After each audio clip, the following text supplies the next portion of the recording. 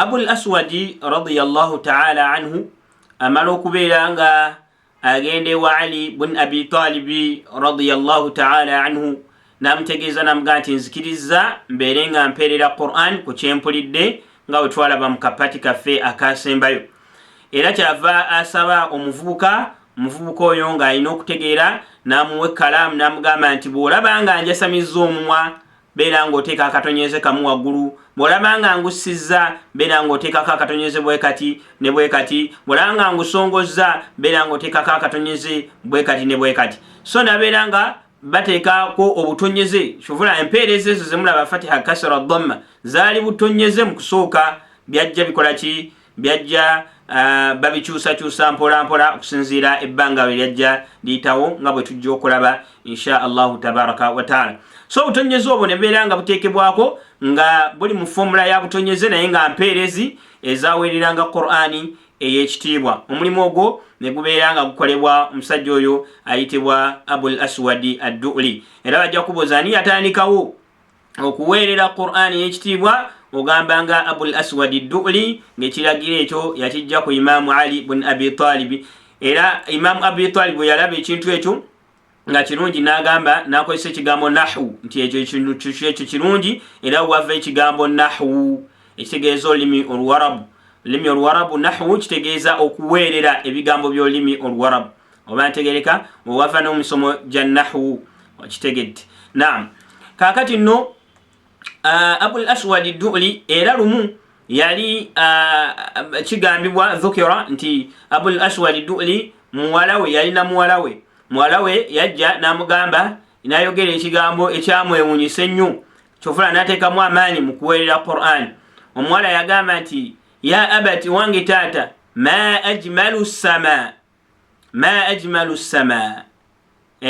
Omuwala yayogera emboozi eyo ng'ategeezaamu, yali ategeezaamu min babi ta'ajjubi, kwewuunya, ng'agamba ya abati, wange taata wange, eggulu ng'eggulu linyirivu. Omuntu nga aneewuunya nti bannaye eggulu nga linyirivu, ma ajmal. Ye n'akola ajmalu n'ateekako dhamma ku kigambo ajmalu. Kati ye taata engeri gye nti yali oluwarabu alutegeera, yamugamba nti nujumuha, ekinyirizza eggulu eryo munyenye. Kubanga ye bwe yategeeramu mu mboozi eri omwana gy'ayogedde nti amubuuza nti ki ekinyirizza eggulu, kyalinga kibuuzo, kyava amugamba nti ggulu, kyava amugamba nti munyenye. Omuwala kyava agamba taata omuwala wa Abul Aswad ad-Du'li namugamba nti ya abati, si ekyo kyenkukola ki, si ekyo kyenkubuuza, wabula mbadde neewuunya nti eggulu ki, eggulu nga linyirivu. Namugamba muwala wange tugamba bwotyo, walakin bala nguggulawo omumwago ogambe otya ma ajmala sama, ma ajmala, toga ajmalu okitage. Kati empeereza emu ajmalu ekyusiza ddala amakulu nekibeera nga Qur'an nayo bwetyo bwefaanagana. Omuntu asobola okugamba nti innama yakhsha Allaha min ibadihi al-ulamau, ye aya abasinga okubeera nga batya Allah mu baddu be baki al-ulamau, be bamanyi. Ye n'agamba innama yakhsha Allahu min ibadihi al-ulamaa, naga innama yakhsha Allahu asinga okutya oba Allah innama yakhsha Allahu, Allah atya nnyo min ibadihi mu baddu be al-ulamaa, abamanyi. Allah ayina gwatya obanga ategeeza nti Allah ayina baatya mu baddu be nga be bamanyi, naye nga Yesu okyusizza mpeerezi n'ogwa mu kkowe erifaanaganako bwe lityo eriyinza n'okutwala mu shiriki, kubanga Allah talina muddu we gwatya, Allah gwe tulina okubeera nga tutya. So tubeere nga emisomo gino ne babeera nga bagituteekerawo kubeera nga gituyamba okubeera nga tusoma Qur'an nga tekyusibwa. Kyovulaba Imaamu Abul Aswad, Imaamu Sibawayhi rahmatullahi alayhi, omu ku baimaamu naye ali mu battabi'ina awo, kubanga yasoma ku omusomesa we Ahmad Khalili al-Farahidi. Ahmadu Khalili al-Farahidi y'omu ku basomi oba y'omu ku battabi'in abakola kaweefube ow'amaanyi ku nsonga y'okubeera nga Qur'ani ekuumibwa nabiranga ateekawo yatandikawo ennyukuta ya Hamza. Ennyukuta ya Hamza yali tewandiikibwa ku mulembe gw'omubaka sallallahu alaihi wasallam, tebayina kifaananyi naye nga bajatula. Eyakitandikawo Ahmadu al-Khalili al-Farahidi, Ahmadu oba Khalili Ahmadu al-Farahidi, ng'agijjawa ng'agijja ku kitwe kya ayini. Yaddira ayini n'agijjako ekitwe n'abeera ng'akifuula ki, ng'agifuula Hamza gye twatula nti a, yalaba ng'eriraanaganye ayini a. So Imam Ahmadu Khalili al-Farahidi yabeera ng'akola omulimu ogw'ettwendo ogwo okufaanaganako bwe gutyo. Naye Imam Sibawayhi, tumanyi bulungi Imam Sibawayhi mwabasoma lughatul arabiyya nahwu, buli omuntu yenna nasoma olulimi Olwarabu ateekeddwa okuba nga Imam Sibawayhi akola ki, amanyi. Naye agamba Sibawayhi ng'ayogera ku sheekhe we an sheekhihi Ahmadu Khalil Farahidi ng'agamba nti inna al-Khalila dhaaqa al-huruf, inna al-Khalila dhaaqa al-huruf. Imam Khalil Ahmed yalinga awoomesa oba yalinga ayatula ennyukuta, ng'ennyukuta ezo nga zaatukanga nga nyangu. Mu bufunze tusobola okukivuna tugamba ti Imam Ahmed Khalil Farahidi yali ayina obwangu ng'ayanguyizibwa okwatula ennyukuta kuba yali Muwarabu era ng'Oluwarabu alutegeera. Ng'ogamba bugambi bu, ti, fa, ja, ha, a, u, tekimuyinaamu buzibu. Bw'atyo Imam Sibawayhi radiyallahu anhum jami'an bw'atyo bwakola ki, bw'atyo bw'atutegeeza. Etegeeza nti omusomo guno ogwa tajwid abamanyi baffe baali babeeranga basomera ddala Qur'ani nga bwe yakola ki, bwe yakka, ate oluvannyuma ne bateekerawo amateeka ago agafuga Qur'an, oluvannyuma lw'okubeera nga bangi nnyo abayingira mu ddiini abataali baki, abataali Bawarabu, kubanga Qur'an yali ekola ki, yali ebakalubira, baali bagikyusa. Era abamanyi baffe abo be bayitibwa Baqurra, kibinja ky'abamu ku bantu abaafangayo okubeera nga batwala obuwangaazi bwabwe bwonna mu kuweereza Qur'an ey'ekitiibwa.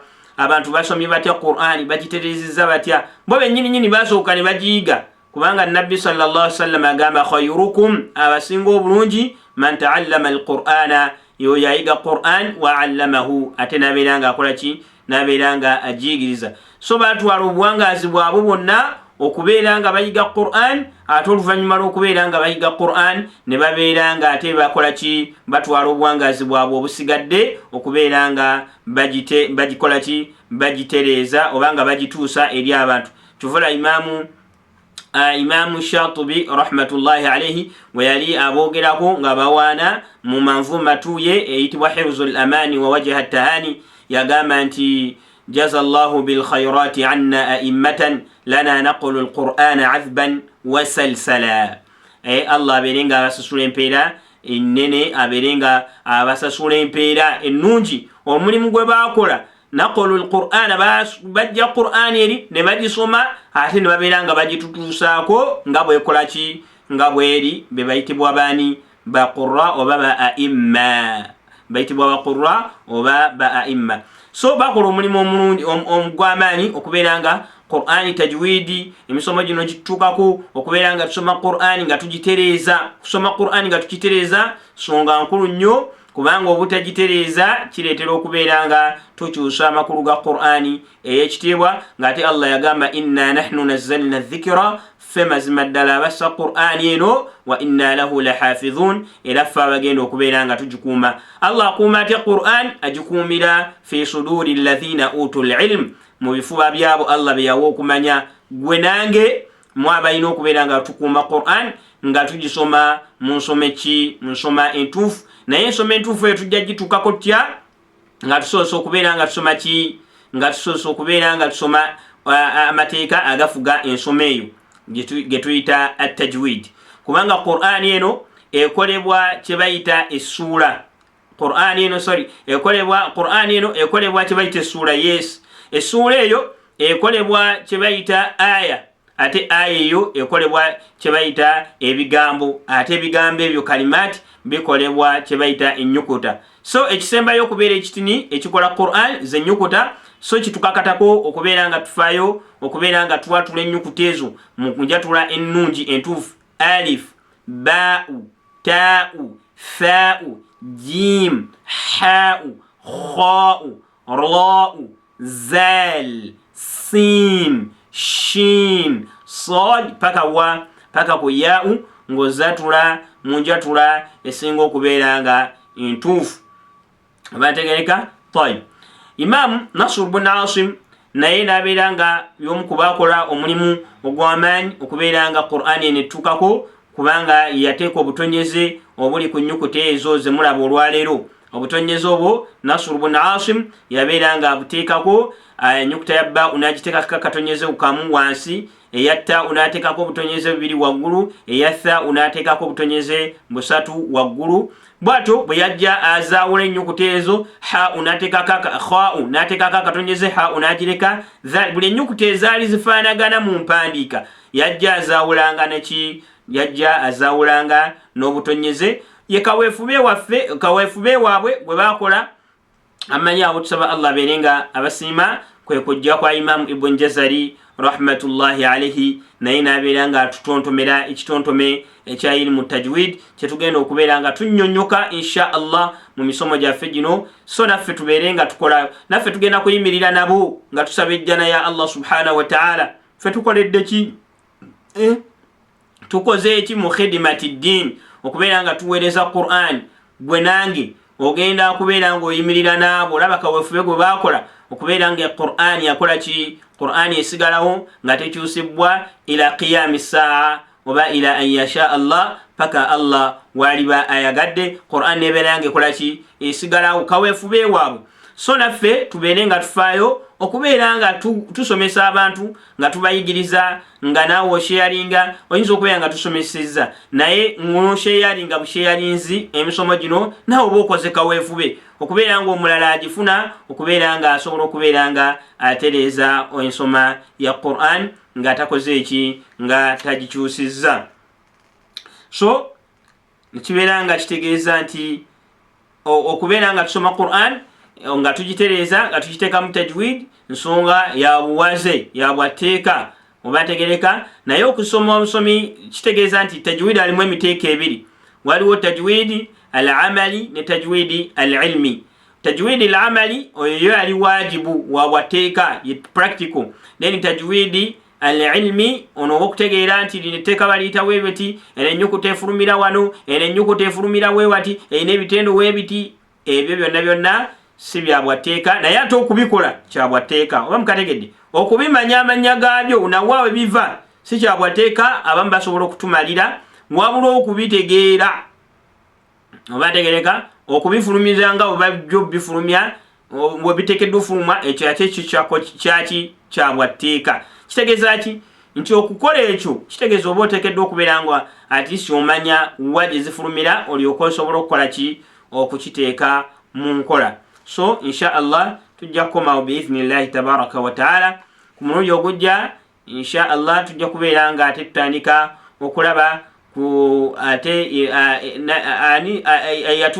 sharh eyatuvununira oba eyatukolera ekitabo kino kyetugenda okutambuliramu insha Allah ekiyitibwa ad-daqa'iq al-muhkama fi sharhi al-muqaddima sheikhuna Zakariya sheikhul islam Zakariya al-Ansari rahmatullahi alayhi rahmatan wasi'an. Barakallahu fiikum.